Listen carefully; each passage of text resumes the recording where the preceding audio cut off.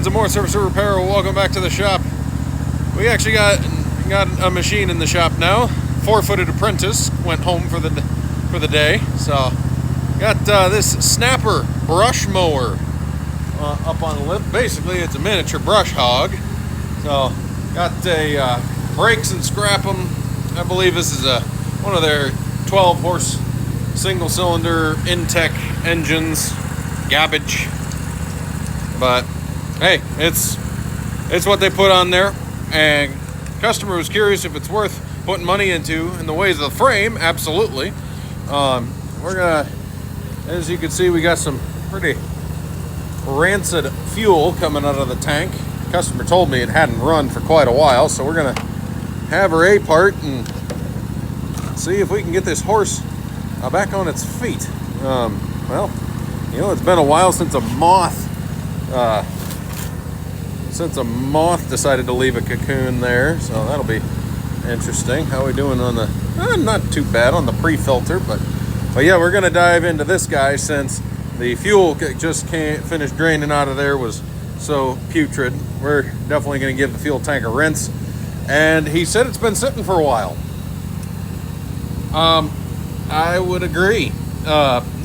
He out and out said I probably haven't taken good care of it, but see if we can get her running. Well, let's, before we even try to get her to pop off on a little ether, let's, okay, we do have oil in there. Oh, thick with a couple of extra C's on there. So let's give her a puff of ether and see if we get anything off. We got my zero turn I'm consigning running, warming up, and my tractor warming up.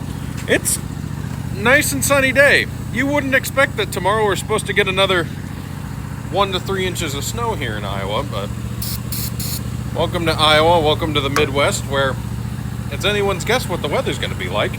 So let's gonna take my wood block track off. There we go. A little more sturdy on the lift, but let's see if we I'm gonna put you on the tripod so I have a hand to brace with. And here we go. More down. Oh, there we go.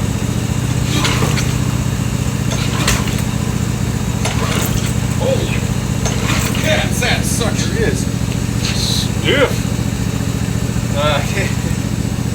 I imagine we probably got some, probably do have a little fire in there. I'll put I may I'm going to probably try and jump the battery or do something with it to see if we can use the electric starter to try and crank it over. This is a little tough.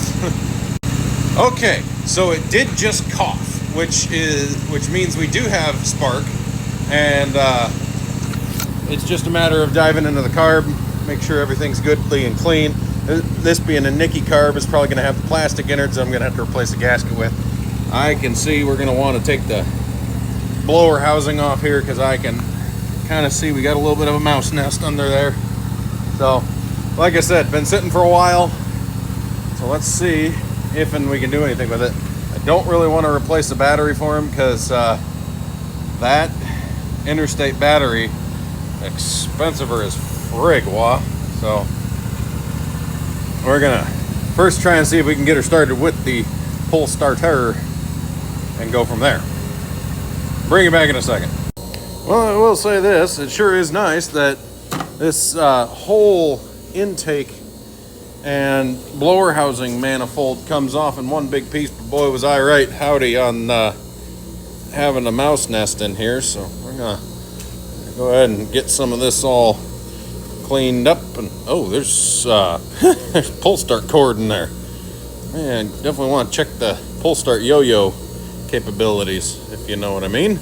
But we are definitely going to give that a blast off with the air hose. Okay, yeah. Pull start pulls nice and freely, so that's always good. Yeah, we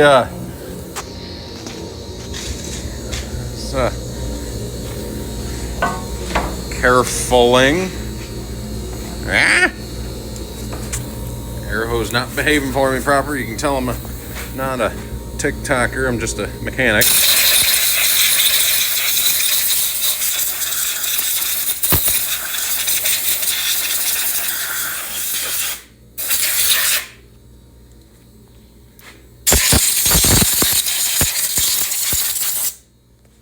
Tasty. There we go. Let me get the carburetor off here and I'll bring you back.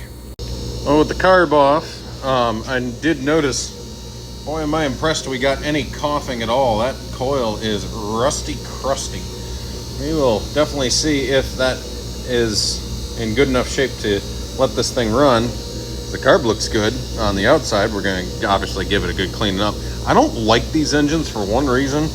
Well, multiple reasons, but one of the big reasons is the way that the carburetor and manifold is all mounted onto this whole assembly. It's just a pain right in the butt to get to put this all on. It's a lot easier than like your Honda vertical shaft engines that have like these type of bolts that hold the whole carburetor and airbox assembly on. That's a pain right in the butt. So we'll give this engine credit where it's due. In the meantime, let's get this carburetor apart. You know, it's interesting. I was just feeling this carburetor. Thought it felt awfully light. There's no fuel in it. We're still going to take her apart, make sure it's all clean on the inwards. But we might have had a customer that did things correctly and ran it until the engine stopped. Stop switching camera lenses, you stupid iPhone. There we go. Blasted it off with some brake clean before we dive into her. We'll buy a lottery ticket, boys. These two screws that hold the bowl on button usually are a pain in the rear to get out. They came right out, actually. They did have that little crack as I popped them loose, but usually I have to put the vice grips on them just to free them up. So let me open this guy up. Actually, you know what? I'm gonna bring you along for the ride here. There we go. Look at that. Yeah, a customer that kept it clean. Fantastic. That is awesome. As long as we're in here, I think we will go ahead and just give this gasket a change. It has to be extra good measure on it, because you'll want to make sure that there's oftentimes this little seat right here. Well, framing you, Fruit Loop. That where that little tabby jobber goes in. That's where the needle seat is.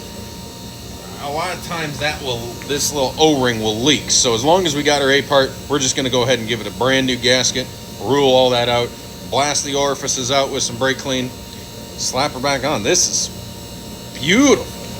Normally, this is not what I usually see when I open up carburetors that have been sitting for years. So let me, I'll turn you guys off for that didn't work out. Brain work proper. I'll turn the camera off while I actually get this cleaned up and bring it back. Oh, there you have it. The most cleaning I had to do on this carburetor was the outside. Mark date and time. That's not normal. Let's get this guy mounted back on, get some fresh fuel in it, see if we can get her to pop off. Well, as you can see, we got her fired up. We're gonna let her warm up, drain the oil out, and I think it's just really cold, but it surges a little bit, so we might have to do some more carb tweaking, but we're going from there. Well, we're up and running. We're warming up, and I'm going to step inside so I can hear myself think, and it sounds like the blades in gear. It's actually not. It's the pulleys for the drive line. And yeah, we're going to take it for a spin and have at it. And after that, that's this machine all wrapped up. Thanks for watching. Well, after the oil change it is. So, thanks for watching. We'll catch you in the next one.